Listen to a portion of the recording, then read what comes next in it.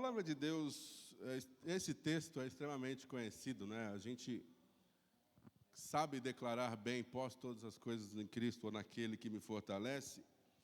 E, de certa forma, essa frase se tornou um tipo de jargão do crente, quando ele passa por lutas e dores. Mas eu não sei, quantos de vocês aqui sabem que a gente precisa ser fortalecido não só para lutas e dores, mas a gente precisa ser fortalecido também para os tempos de bonança. Porque enquanto as lutas e dores têm o poder de nos abater e de nos deixar lá embaixo e dependentes de Deus, a abundância tem o poder de nos separar dele. Logo, nós precisamos de graça, de força e de Cristo para os dois momentos e para os dois ambientes da vida. E ao olhar para o ambiente econômico de qualquer lugar, seja Brasil, Estados Unidos, o país mais rico da Europa ou o mais pobre da África, nós sabemos que há graça de Deus para quem é servo de Deus nesses ambientes, ou para não se perder na ausência ou na necessidade, ou para não se perder na abundância e naquilo que tem em excesso, não é? Então, quando a gente olha para esse texto do apóstolo Paulo, ele diz muito mais do que essa frase, eu posso todas as coisas em Cristo, que me fortalece. Na verdade, é um processo educativo que Paulo precisou ser submetido para entender e desenvolver uma virtude chamada contentamento. Diga contentamento. Essa é uma palavra que a nossa natureza humana se opõe a ela naturalmente. Nunca é o bastante, nunca é o suficiente, nunca está bom. Isso acontece em todas as esferas. Nos relacionamentos, nunca é amor suficiente. Nas conexões e negócios, nunca é lealdade suficiente. Não há nada que a gente faça para o outro, em alguns sentidos ou instâncias, que seja o suficiente o que estamos fazendo.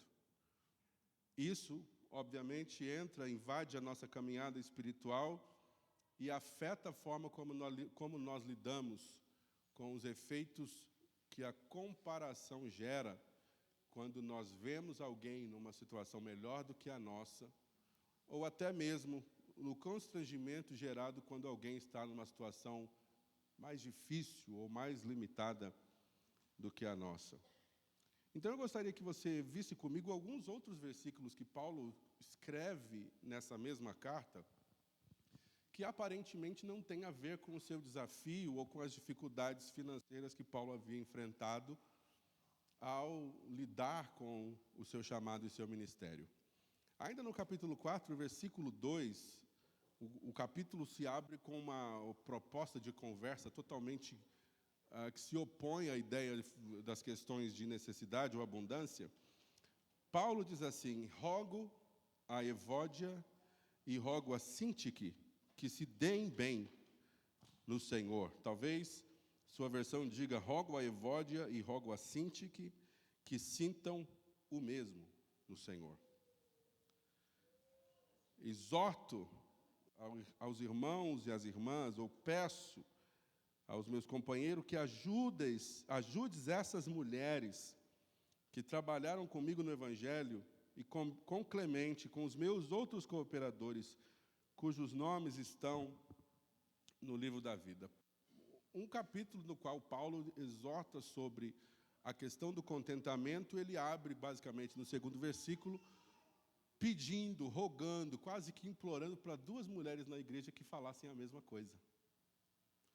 Ou seja, a graça de Deus que nos é necessária para viver todos os desafios da vida, não se limita a posso todas as coisas em Cristo, mas em Cristo nós também conseguimos amar ou nos amar, apesar das nossas diferenças. Então, eu vou falar sobre 4 tópicos principais do que nós podemos em Cristo, antes de finalizar com a questão da abundância ou da necessidade. Então, a primeira coisa é, em Cristo nós conseguimos lidar com diferenças. Todo mundo é igual que você aqui na igreja? Não, as pessoas são diferentes. E essas diferenças, elas são por conta de criação, por questões sociais, por questões de origem financeira, por cunho educacional, pela forma de se vestir, tipo de música que gosta, tipo de carne que gosta e que não gosta. Tudo isso vira quase que um gatilho para nós nos dividirmos e nos separarmos uns dos outros, mas Cristo, que fez uma união muito mais drástica ao unir judeus e gentios, a partir da sua morte e ressurreição, ele também é o elemento fundamental para que eu e você, que falamos português e moramos na Zona Leste, falemos a mesma língua. E é um desafio porque nem sempre nós queremos falar a mesma língua. Nós queremos que o outro nos entenda.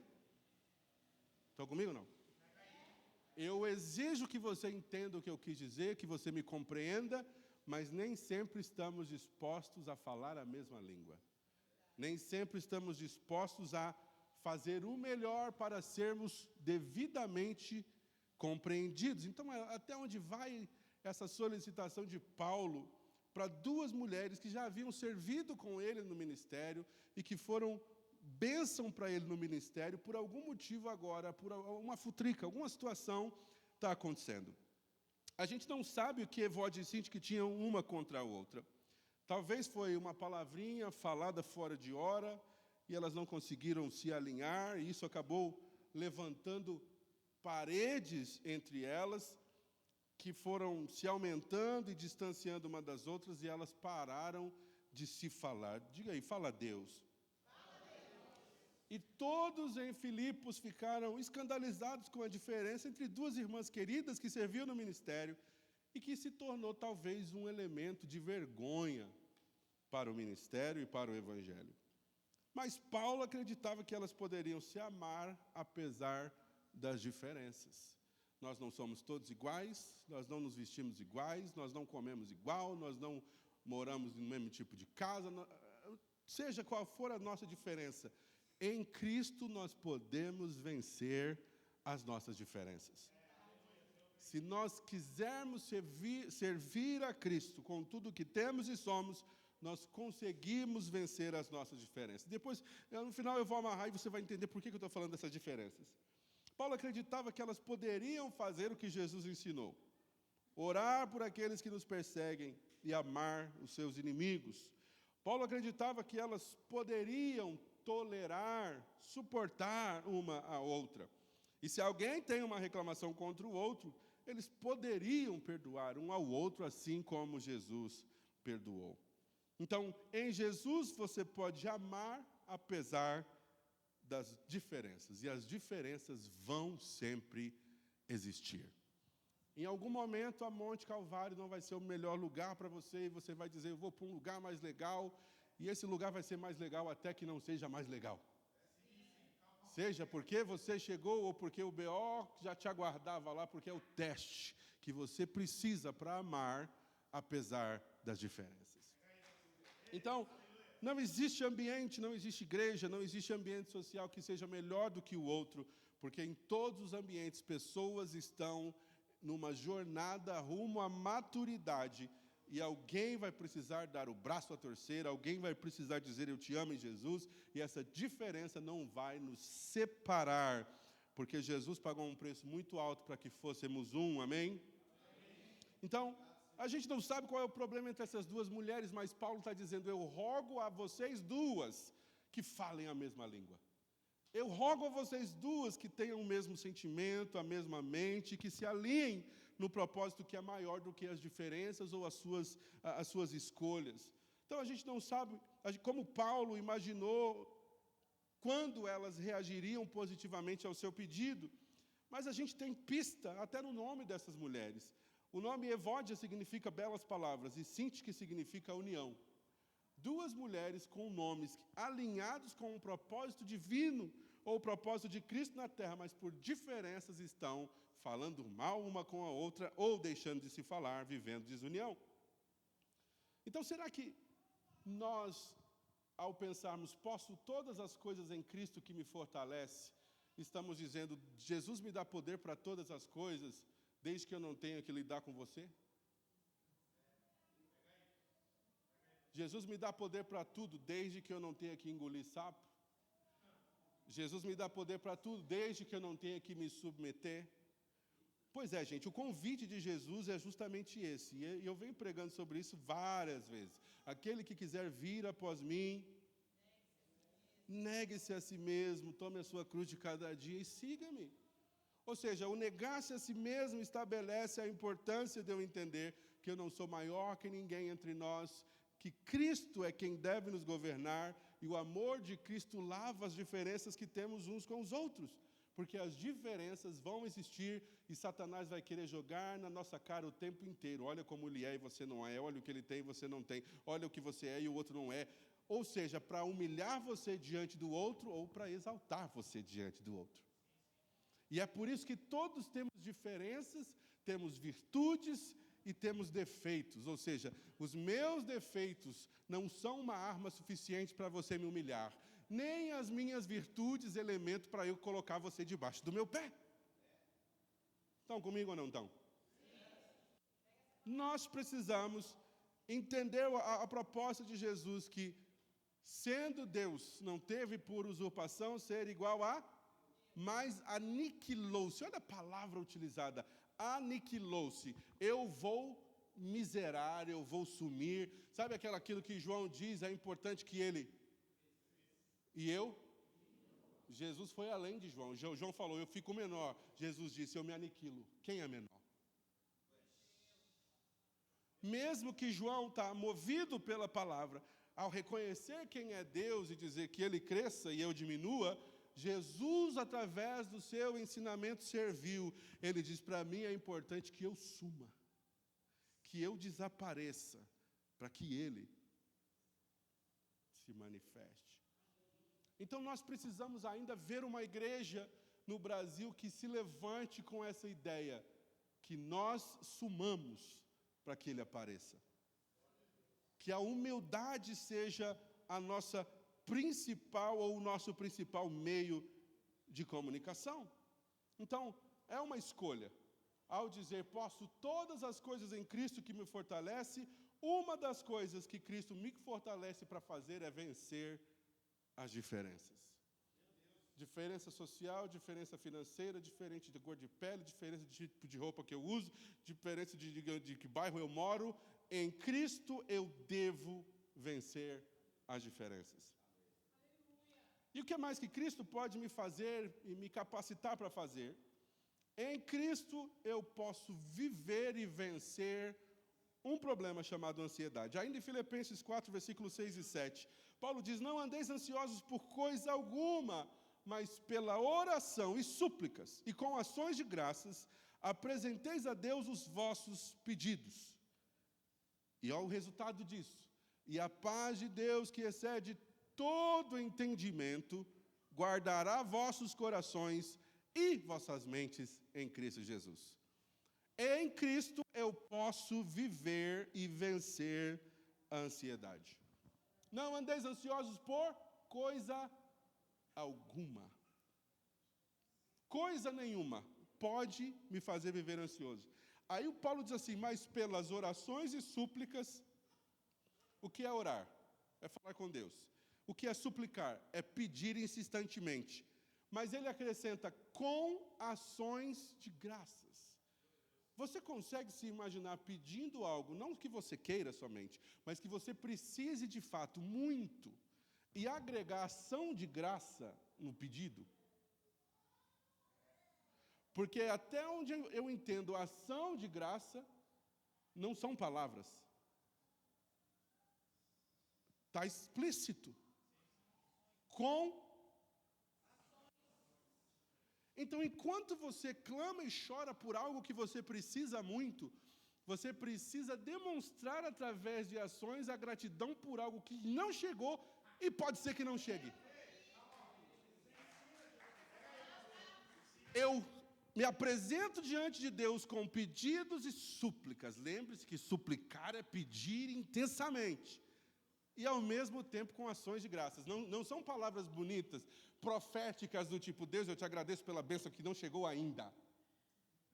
Mas Deus, eu já faço alguma coisa em retribuição ao que o Senhor vai fazer potencialmente. E se o Senhor não fizer, vai saber se o Senhor não está preservando a minha vida de mim mesmo. Porque alguns de nós sabemos muito bem o que pedir, ora porque sabemos o que queremos, ora porque sabemos o que precisamos, mas boa parte da nossa oração, e eu quero que você preste atenção no que eu vou dizer, é por conta de uma motivação, de um resultado de um marketing que está acontecendo e a gente sequer percebe que é para a gente passar horas orando por algo que a gente nem precisa. Vamos mais fundo. Jesus ensina no Sermão da Montanha. Ele fala assim, olha, vocês não devem andar ansiosos pelo que vocês vão comer, pelo que vocês vão beber, pelo que vocês vão vestir. Porque o vosso Pai Celestial sabe. Então, peraí, qual a necessidade de eu orar, Pai, me manda arroz e feijão, quando eu sei que o Pai já sabe que eu preciso de arroz e feijão? Então, a pergunta aqui, ela é bem incisiva. Eu devo orar por comida?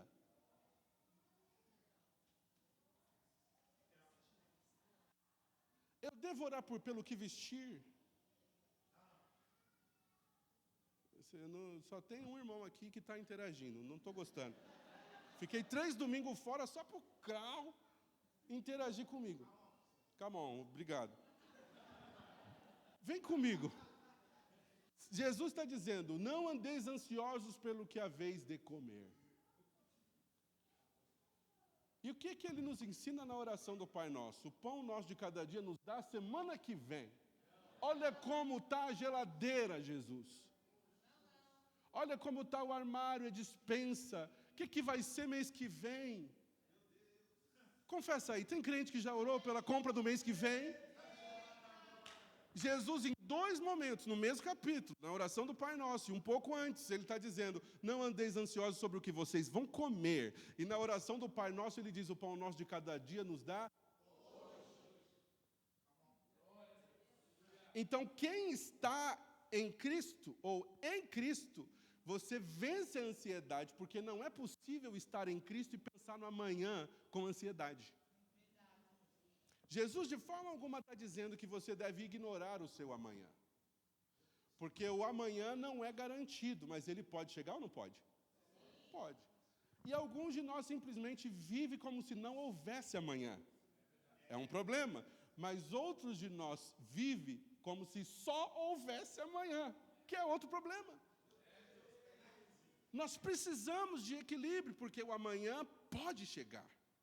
E uma coisa eu sei que você já cantou essa música, porque ele vive. Eu creio no amanhã no qual ele está.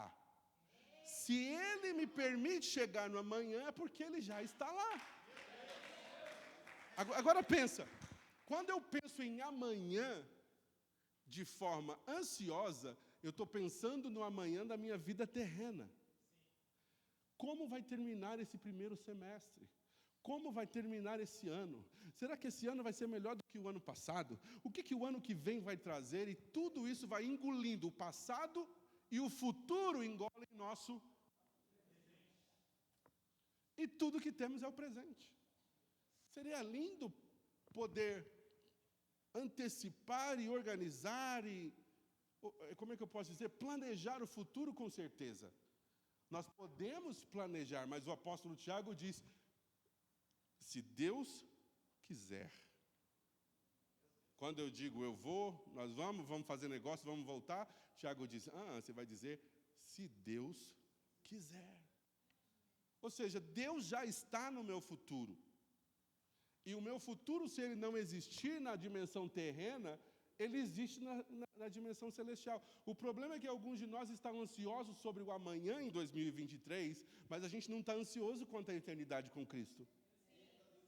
Não faz diferença se Jesus voltar, se Jesus não voltar, ele está prometendo isso aí faz muito tempo, mas ele volta. Pode ser que o arrebatamento não aconteça hoje, mas pode ser que algum de nós durma hoje e não acorde. E a promessa se cumpriu, cheguei. E dá 1 minuto para mim resolver. Não, já era. Você tem noção de que quando a hora chegar, isso em qualquer instância da vida, o emprego do seu sonho, ou a volta de Jesus, você não vai ter tempo de se preparar? Se te ligarem amanhã para o emprego do seu sonho, você está pronto? Ou me dá 1 semana? A a gente não tem tempo, a gente tem que estar pronto. Então, a volta de Cristo é iminente, eu não tenho tempo de me preparar. Seja a vinda dele para a igreja, ou seja a vinda dele para mim como indivíduo. Então, eu não tenho tempo. Logo, a ansiedade fica de lado, porque eu vivo o hoje. Não andeis ansiosos por coisa alguma, mas pela oração e súplica. Oração e súplica significa, ore e fala com Deus.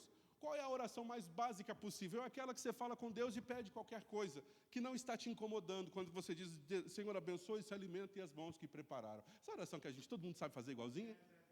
Senhor, eu vou dormir, que o Senhor me dê uma noite tranquila, de sono, e blá, blá, blá, e que eu acorde amanhã produtivo, com saúde e bem. Isso é uma oração que foi feita. E ela é tão automática que você tem certeza que vai acordar amanhã. Você tem certeza que não vai ter nenhum problema durante a noite. E no outro dia você vai estar lá. Isso é fé. É uma fé naturalmente espiritual, sobrenatural. Deus vai ter outro dia para mim. Mas, súplica diz respeito àquela situação que te incomoda. Aquele filho nas drogas há meses e há anos, e você fala, você aconselha, você ora e jejua e nada. Então você faz o que a mulher de Lucas 18 faz. A Bíblia diz que havia um homem, um juiz iníquo, que não temia Deus e que não temia os homens, não honrava os homens, e uma viúva que batia insistentemente da sua porta, dizendo, julga a minha causa. E ele não dava a mínima atenção para a mulher, até que um dia ele ficou tão cheio, falou, eu vou dar atenção e resolver a causa dessa mulher antes que ela me perturbe ainda mais. Ou seja, a proposta de que Jesus ensina com essa parábola é que a súplica tem o seu papel na nossa caminhada. O que é isso que você precisa tanto que você já desistiu de orar porque não aconteceu ainda? Volta. Bate na porta. Jesus... E lembra, por favor, quando você orar, não usa palavras bonitas suas, usa as palavras objetivas dele. Porque quando você ora falando a própria palavra de Deus para Deus, ele fica na parede com aquilo que ele disse. Espera aí, eu disse para eles, aquele que bate se abre. Enquanto você insiste, veja só, lembre-se que essa não é uma história verdadeira. Jesus era um especialista em contar histórias. E Jesus criou essa parábola dizendo que havia um juiz injusto, mas que ele foi tão chateado por aquela mulher, que foi tão insistente que ele precisou atendê-la. E ele compara isso com o próprio pai dele. Ou seja, Jesus está dando chave. Se você pediu, não resolveu. Se você orou, não resolveu, ora de novo, volta de novo. Seja insistente na sua súplica, mas enquanto você suplica, faça alguma coisa.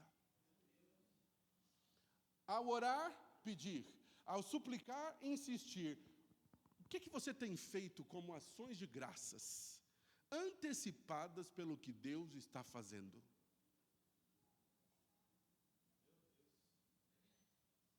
Que atitude falta? Que ato de fé lhe falta? Porque não são só palavras. Ações de graças. Fazer alguma coisa como agradecimento. E aí, depois de seguir essa receita, oração, súplica, ações de graças, você apresenta os seus pedidos. Aí o que acontece? E a paz de Deus, que excede todo entendimento, guardará o seu coração e a sua mente. Veja bem, o versículo começa, não andeis ansiosos, e termina com mente e coração guardados. Qual a doença do século?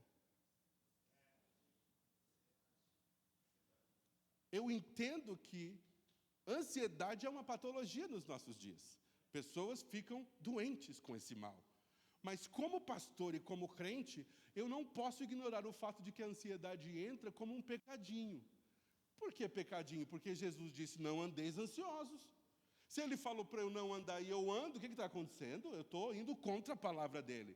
Ou seja, Jesus está dizendo, vive o hoje, depende de mim hoje. Vive a sua vida orando, suplicando com ações de graças, apresentando os seus pedidos a Deus, porque o resultado disso e a paz de Deus, que excede todo entendimento, guardará o seu coração e a sua mente. É onde entram os questionamentos de quem não tem a paz de Deus. Como é que você consegue ir para a igreja e a sua vida está um caos? Como é que você consegue cantar desse jeito e a sua vida está um caos? Parece que você pagou todas as contas esse mês, você está cantando lindamente. Não tem problema, a paz de Deus guarda a minha mente. A paz de Deus guarda o meu coração. E eu não vou viver o amanhã antes e eu não vou carregar o meu ontem. Eu vou viver hoje.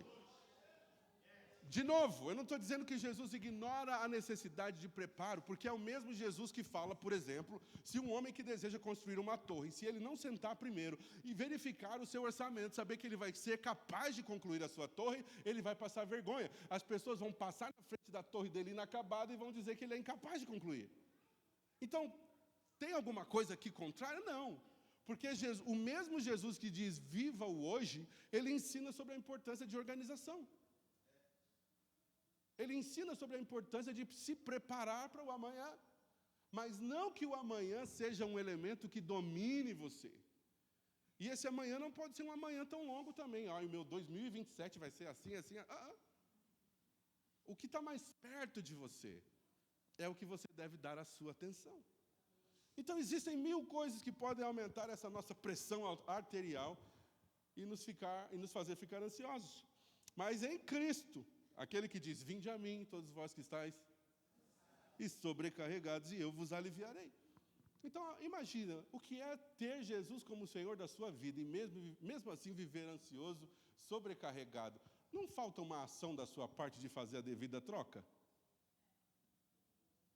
Oi? Ou o nosso cristianismo está meio bagunçado. Se o convite dele é, vinde a mim, todos vós que estáis cansados e oprimidos, e eu vos aliviarei, por que a monte está cheia de crente deprimido? Culpa do pastor? Não tem pregação adequada? Foi o que falaram para a menininha, para o coitadinho? Não, eu não estou aqui tentando aliviar ou minimizar a dor de quem luta contra a ansiedade ou depressão. Mas eu estou dizendo quais portas foram abertas, ou melhor, fechadas para Jesus. Vocês não vão gostar do que eu vou falar, mas daqui a pouco você vai embora e vai ficar tudo bem. Você vai almoçar e vai esquecer do que eu disse. Espero que não. Veja só, alguns de nós estão lidando com uma ansiedade, uma depressão profunda, por conta de decisões que nós tomamos sem Jesus. A gente não chamou Jesus para decidir com a gente, mas é agora Jesus que tem que resolver o B.O. Gente, isso aqui não estava para sair desse jeito. Não era para ser dessas palavras. Mas assim, a gente quer autonomia, a gente quer decidir, a vida é minha. E a gente sai fazendo coisa, de repente, Jesus, olha para mim. Olha o problema, olha a luta, o tamanho da dor, o tamanho da conta, o tamanho disso, daquilo. E Jesus fala assim, beleza, é isso que eu estou contigo todos os dias, eu não vou te abandonar nessa. Mas eu queria que você aprendesse a não entrar na mesma de novo. Mas você conhece alguém, de repente aquela pessoa que você vê no espelho todo dia quando está escovando os dentes, que sai de uma para entrar em outra? Parece que não é o suficiente, você quer provar que Jesus é bom mesmo, então você entra em outro B.O. Jesus me livrou não somente uma, mas 2, mas 3, olha. Jesus me livrou 20 vezes. Eu até entendo, ele pode te livrar, mas 20 vezes de poço que você cavou. Pensa comigo, imagina se você não tivesse a necessidade de gastar energia sofrendo com ansiedade por problemas que você já venceu e aprendeu. Onde você não estaria caso você não estivesse utilizando o tempo de Jesus para livrar você de problemas iguais ao do mês passado, da semana passada, do ano retrasado? É tipo casamento, tem uns caras que...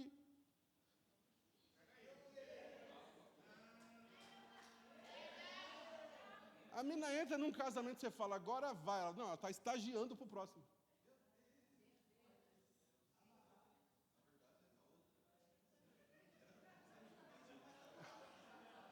Não, tem risadinha, mas me leva a sério. Parece que a gente... Gente, no próximo eu acerto. Não. Você Você tem que acertar nesse. Você tem que se corrigir nesse. Você tem que amar essa. Até o fim.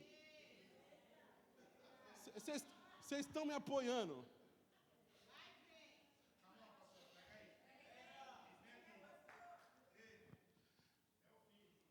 Estou quase terminando. Em Cristo que nos fortalece, nós vencemos as diferenças. Em Cristo que nos fortalece, nós vencemos a ansiedade. E em Cristo que nos fortalece, nós unimos o que pensamos ao que fazemos. Olha só, existem aqui alguns versículos do que o apóstolo Paulo fala. Versículo 8. Quanto ao mais, irmãos, eu vou ler o 7 de novo. E a paz de Deus, que excede todo entendimento, guardará os vossos corações e os vossos pensamentos. Diga pensamentos. Em Cristo Jesus. Versículo 8. Quanto ao mais, irmãos, tudo que é verdadeiro, honesto, justo, puro, amável, boa fama, se houver virtude e se houver louvor nessas coisas, nisto pensai.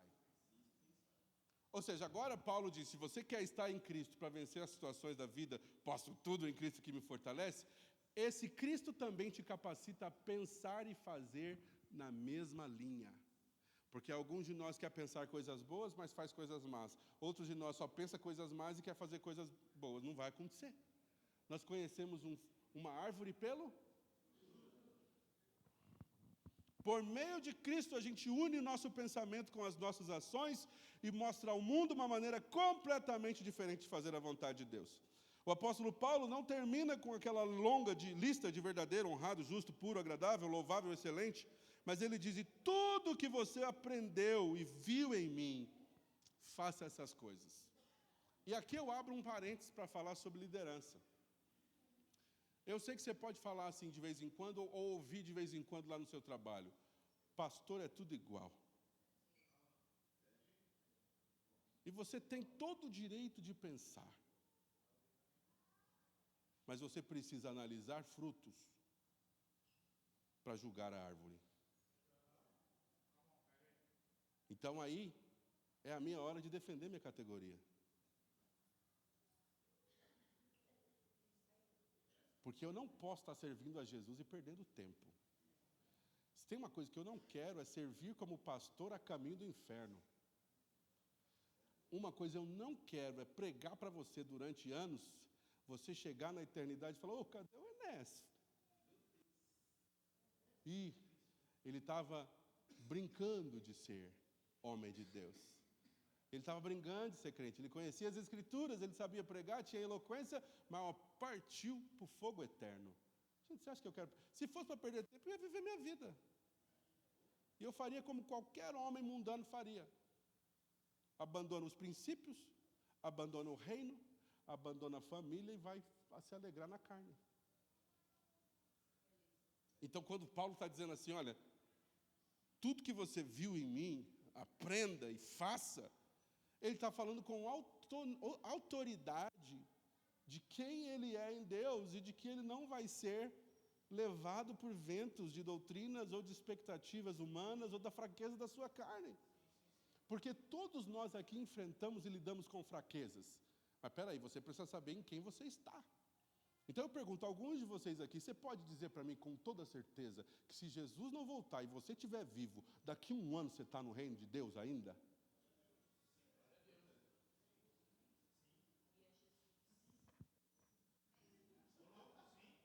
Ousadia, eu não estou ouvindo nenhuma. Você tem que ter ousadia para dizer, ó, apesar de tudo, do que eu sou, do que eu enfrento, as minhas fraquezas, você pode contar que daqui a 1 ano eu ainda sou uma mulher de Deus. Você pode contar que você ainda vai poder contar comigo na casa de Deus. Alguns de nós não podem falar isso, porque a gente não é constante. Não é constante em casa, não é constante em emprego, não é constante com a palavra, não é constante com nada. Vai ser constante com Jesus como? Porque essa constância com Jesus é durante um processo contínuo de provação e de ventos que sopram. Se ventos sopravam no ministério de Jesus, com os discípulos tendo Jesus no barco e não tendo Jesus no barco, nada mudou, os ventos continuam soprando. A diferença é que não é no Mar da Galileia, é nas ruas da ZL. Os ventos continuam soprando. E nós continuamos dependentes de Deus, se quisermos permanecer dependentes de Deus. Então, quando você pensa os pensamentos bons ou os pensamentos com as virtudes do Senhor, as suas ações serão alinhadas com o que você pensa. Então, cuidado com os pensamentos que você alimenta. Sejam os pensamentos que dão prazer à sua carne, sejam os pensamentos de julgamento sobre alguém que você não teve coragem de confrontar, porque pode ser que você confronte a natureza ou a sua humanidade com pensamentos a meu respeito. Mas você não tem ousadia de perguntar para mim. Aí você não resolve o seu BO e você semeia o mesmo pensamento na mente de outra pessoa. Gente, eu voltei. 3 domingos sem pregar aqui, me dá vontade de pregar até as 2, falar umas verdades, está na Bíblia. O que eu estou dizendo? Quando eu não tenho força para lidar com os meus pensamentos que questionam você, aí eu não chego na DGN para falar, DGN, estou pensando tal coisa a seu respeito. Confirma para mim. Quem é você? Não, eu não tenho coragem de olhar no olho dela e perguntar. Aí eu falo, pastor Adilton, andei pensando umas coisas sobre a DGN. Rael, vem cá, vem ouvir isso. Que bagunça é essa? Cessa isso na casa de Deus. E vai direto na origem. O problema se chama Enéas Francisco. Pastor, vamos conversar? Estou com uma dúvida aqui, uma pulga atrás da orelha. Vou matar essa pulga e não vai doer para ninguém. Porque se eu for maduro, eu vou ouvir a sua pulga e vou falar, tem fundamento, eu vou falar, não tem fundamento. Mas tem crente com quem você compartilha que não tem força para matar essa pulga. E ele leva a pulga para outro, que leva para outra e chega em outra igreja. Daqui a pouco tem pulga da monte que está em outra igreja.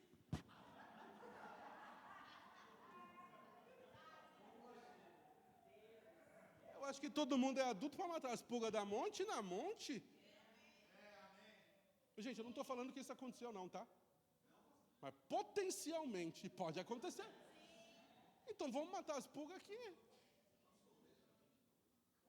E a gente se resolve porque a gente vai amadurecendo. E o amadurecimento vem com a verdade. A gente alimenta os pensamentos puro, bom, honesto, de boa fama. E aí a gente age de acordo com o que a gente pensa.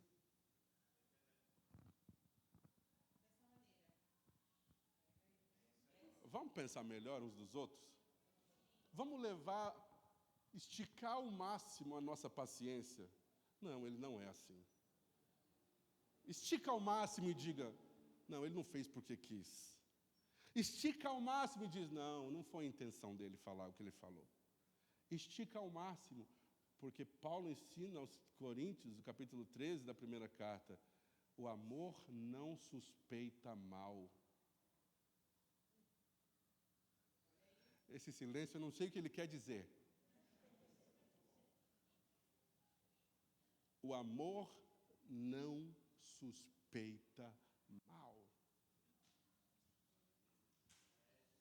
Uma coisa é a pessoa que está distante da graça e repetidas vezes ela faz a mesma coisa intencionalmente. Outra coisa é um crente que cai em algumas armadilhas por conta da sua natureza repetidas vezes. E não vem falar para mim, já foi a 3ª vez que ele fez o que fez. Espera aí, quantas vezes você já fez o que fez? Eu sei que 3 é um número bem pequenininho, né? Porque aí quando bate o remorso, você fala, Deus, olha eu de novo aqui. Você já até parou de contar para não passar vergonha diante do mestre. Mas para os outros você conta. De novo, hein? Pastor, fica atento aí, de novo, hein? É reincidente, hein? Como se tu não fosse reincidente. Todos somos reincidentes. E a reincidência é voltar a fazer algo que nós não queríamos ter feito. Mas por acidente de percurso, por silenciarmos o espírito e darmos vazão para a carne, a gente vai lá e faz de novo, pensa de novo, fala de novo. Aí a gente fala, agora tá, já falei. Vai lá e conserta.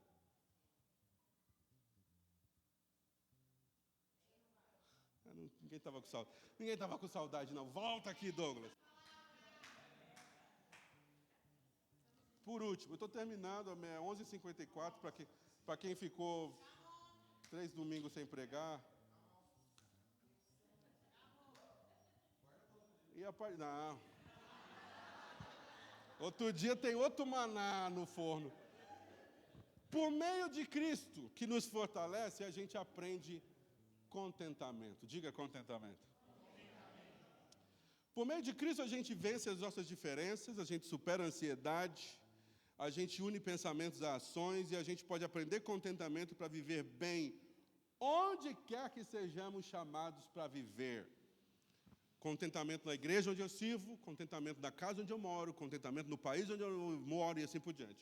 O contentamento é uma sensação de bem-estar, é um comportamento aprendido.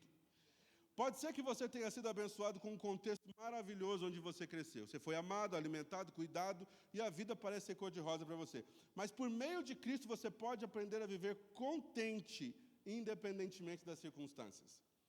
Porque mesmo que esteja tudo bem, chega uma hora que esse tudo bem é muito familiar, é muito mais do mesmo. E aí você fala que queria novidade, e às vezes pode arrumar problema. Então, uma pessoa está cultuando a Deus na zona leste de São Paulo, uma outra pessoa está se preparando para ir para a igreja em algum lugar do Oriente Médio, num país perseguido. Alguma pessoa conseguiu se levantar da cama e ir para a igreja na África do Sul. Outra pessoa já foi para o culto e já está vivendo a segunda-feira lá na Austrália. Tudo isso está acontecendo ao mesmo tempo. A minha vida e a sua vida paralela à vida de outras pessoas, vivendo seus problemas, suas lutas, suas dores e assim por diante. Como é que cada uma dessas pessoas vive? Eu estou vivendo aqui com você nesse momento, na Zona Leste, estamos aqui cultuando, alguns de nós quase começando a murmurar, porque já está dando a hora de almoço, né? Outros de vocês falam, não, eu vou ouvir a palavra até o final. Outras pessoas estão vivendo outras realidades, alguns ansiosos por conta da segunda-feira, o cara já está levantando para ir trabalhar em algum país que está lá do outro lado. E todo mundo está vivendo, especialmente quem está em Cristo, vivendo com graça o seu momento. Com graça e pela graça esse momento. A graça de Deus nos sustenta para suportar o nosso agora, que em comparação com o agora de outras pessoas é melhor ou é pior. E eu sei que todo mundo aqui deve ter um amigo que foi embora do Brasil, não tem não? E aí esse amigo que passava uns perrengues antes. Agora você fala, olha o rosto da pessoa, olha como ele está leve. Eu tenho amigos que foram para a Austrália, amigos que foram embora para Portugal, amigos dos Estados Unidos, amigos em vários lugares. Aí você olha para o rosto da pessoa e fala, leve, parece que os boletos estão pagos. Mas os boletos pagos não resolvem a vida de uma pessoa por completo. Os boletos pagos resolvem uma parte. A qualidade de vida resolve uma parte. Mas existem situações e realidades internas da pessoa, inerentes ao lugar onde ela agora está, que você não está vivendo. Então, a serenidade de quem está em família, em casa, na ZL, com o salário mínimo do Brasil, mas está em casa, é o que ele vê do outro lado. Então, são as lentes com as quais você vê o mundo do outro. Vem comigo. As lentes que eu estou usando, geralmente, tem cifrão nela. E vê quem está ganhando em dólar, quem está ganhando em euro, quem está ganhando em outro tipo de dinheiro, que é mais forte do que o nosso, e o poder de compra que ela tem. Mas, por outro lado, ela olha para mim, ou para outras pessoas, com a lente da sua realidade. A distância de casa, a saudade da família, os B.O.s que ela não vai conseguir resolver lá, como resolveria aqui, porque o jeitinho brasileiro não vai funcionar lá. Então, a vida muda para as pessoas. Elas podem ser brasileiras, criadas com você, nascidas na ZL, mas as lentes têm que mudar de acordo com onde você está. Eu estou quase terminando, mas essa viagem fez eu desenvolver um sermão assim em 3 paradas. Você sai do Brasil e para em Dubai. Aí você sai do avião no Dubai, quando você passa na imigração, o cara devolve o seu passaporte carimbado com um chip para você colocar no seu celular. Aí você coloca no seu celular e ele já liga dizendo, bem-vindo a Dubai, Enéas. Da hora. Um aeroporto que parece uma cidade de tão grande, vendendo carros, Mercedes dentro de um aeroporto. Ixalá, é ouro para tudo quanto é lado.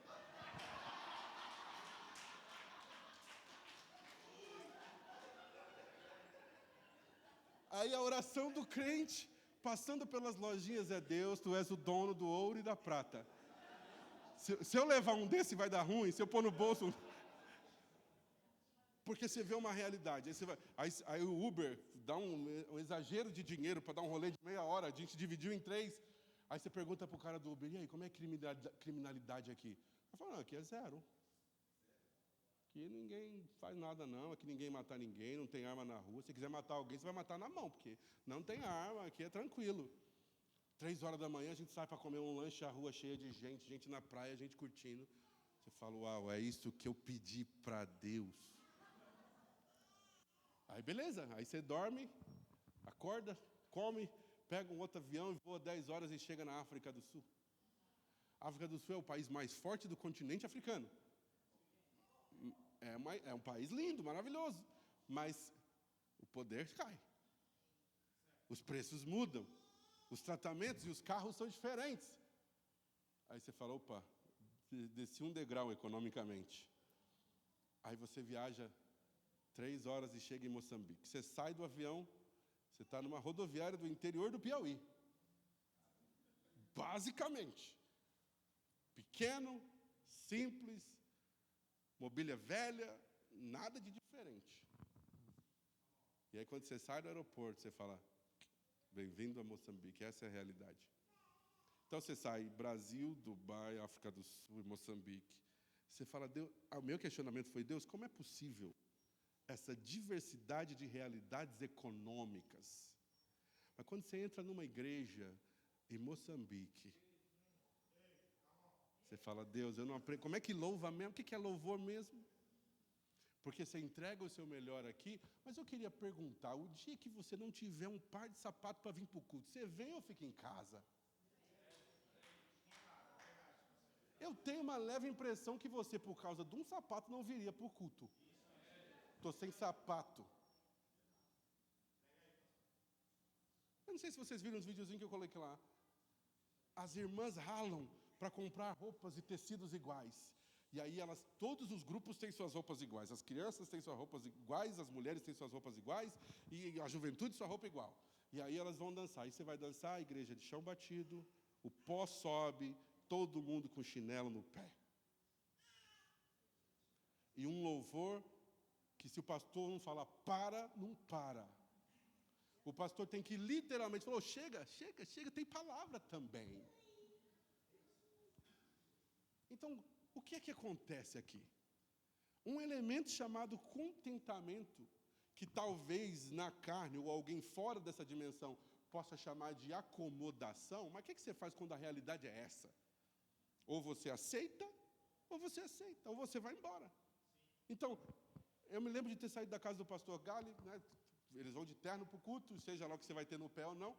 Coloquei meu terno cinza, aqueles que vocês conhecem, meu melhor terno do momento. Coloquei aquele terno, pus meu sapatinho, e o obreiro que ia vir de carro pegar a gente, ou de motoca, não apareceu. E o pastor Gali falou: nós vamos a pé para a igreja. Beleza, vamos a pé para a igreja. E lá, meia horinha, beleza. Aí quando você chega na igreja, você olha para o seu sapato, você não vê a cor do seu sapato. Então qual é o valor de um sapato bonito, brilhando limpinho, quando Deus não vai olhar para o seu pé, mas vai olhar para o seu coração? Não, mas escuta, aí o culto está rolando, aí as crianças vão cantar uma canção. Aí elas começam a cantar assim: a gente louva a Deus com alegria e a gente se submete aos nossos líderes porque eles servem a Deus com alegria. Aí sai uma moça de cada seção do coral com um paninho e limpa o pé sujo de poeira dos pastores. E volta para o seu lugar e continua cantando: a gente louva a Deus com alegria e a gente serve a Deus com alegria e a gente se submete à nossa liderança porque eles estão servindo a Deus com alegria. Aí vem outra lição: as irmãs foram cantar. Aí uma irmã, eles fizeram tipo um teatro, as irmãs estão cantando, uma irmã coloca uma cadeira e traz uma bacia cheia de fruta e começa a vender: ó, a banana, ó, a laranja, não sei o quê. E as irmãs começam a cantar isso aqui: domingo não é dia de trabalho. Domingo não é dia de trabalho. Hoje é o dia do Senhor. Aí a mulher, na sua resposta, fala, não, mas eu preciso pagar as contas essa semana. Domingo não é dia de trabalho, domingo é o dia do Senhor. Se você trabalha para o Senhor, Ele vai suprir para você. Aí você fala, ensina nós, Jesus. Ensina a questão do contentamento, porque enquanto você está cultuando, você vê o que está acontecendo lá fora, porque a igreja é de sapê, e se chover, vai molhar, e vai virar lama, mas todo mundo vai para o culto. E você não, se você chegar atrasado, você não senta. Porque os membros que estão bem de saúde, todos vão para a igreja.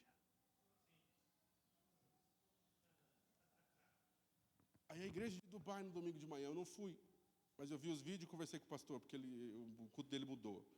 A igreja de Dubai tem membro suficiente para a igreja, mas tinha cadeira vazia. Na África do Sul, a igreja tem crente suficiente para o ambiente, mas tem cadeira vazia. Mas em Moçambique, se você se atrasar, você não tem lugar para sentar. Porque Deus é a prioridade. Eles desenvolveram o contentamento. Isso não quer dizer que eles não orem para que a situação mude. Isso não quer dizer que eles não clamem para que Deus abra a porta. Não quer dizer que não haja uma necessidade. Há uma necessidade, mas o contentamento acontece. Espera aí, isso aqui é o que nós temos hoje, é a nossa realidade de hoje, mas nós vamos dar ao Senhor tudo o que nós temos. Eu vou compartilhar com você uma pequena ilustração antes de voltar para o meu lugar. Um professor de uma universidade do Michigan contou a segunda história. Um aluno dele, que era talvez um dos seus alunos favoritos, chamado Tim Vander Veen, era alto, ombros largos, cabelo cacheado, sorriso largo, muito bonito. E era um ótimo aluno. Ele se formou no início dos anos 90 numa faculdade, depois foi estudar com ele, conseguiu um emprego muito bom. E um dia ele estava sentado no escritório dele e a secretária disse que aquele rapaz, o Tim, estava no telefone. E como ele era um amigo dele, estava muito ansioso para conversar. E aí, Tim, como você está? E uma voz fraca e trêmula do outro lado disse, eu não estou muito bem. Ele respondeu, o que aconteceu? Ele disse, eu estou no hospital, peguei uma gripe ou algo assim, meus pais estão fora do país. Eu disse, eu vou estar na sua cidade mais tarde, eu vou aí para ver você. Ele falou, eu gostaria muito que o senhor viesse. Quando cheguei, os médicos já haviam chegado, mas não foi gripe, foi uma leucemia. E assim começou uma árdua batalha que ele perderia, ou talvez venceria. Aí no quarto dele, chamaram, fizeram exames, eu entrei na sala, sua mãe estava sentada num canto chorando quando ela chegou, e não dava nem para fazer qualquer outra coisa se não permitir que uma mãe chore. Ele estava deitado de lado. Colocaram os travesseiros entre as suas pernas magras. Seu cabelo já não estava mais cacheado, não havia energia suficiente para ele olhar para mim, então eu me ajoelhei para poder olhar no olho e disse, oi, Tim. E ele disse, oi. Houve uma longa e estranha pausa. Eu era pastor há 20 anos e não sabia o que dizer. E ele quebrou o silêncio. E ele disse, assim como Paulo escreveu aqui, ele disse, eu aprendi uma coisa. Agora, pelo menos uma coisa eu sei. E ninguém pode brincar com as palavras de alguém que está prestes a morrer. Você ouve com atenção. Então eu disse, me diga, parceiro, o que você aprendeu? Ele disse, eu aprendi que a vida não é como um videocassete. Eu não entendi o que você quis dizer. Ele disse, não é como um videocassete. Você não pode avançar as partes ruins. Uma longa pausa. E eu pensei, onde ele consegue essas coisas? Então me interrompe o silêncio novamente para dizer, mas eu aprendi que Jesus Cristo está em cada quadro desse filme. E isso para mim é suficiente. Coloque-se de pé, por favor.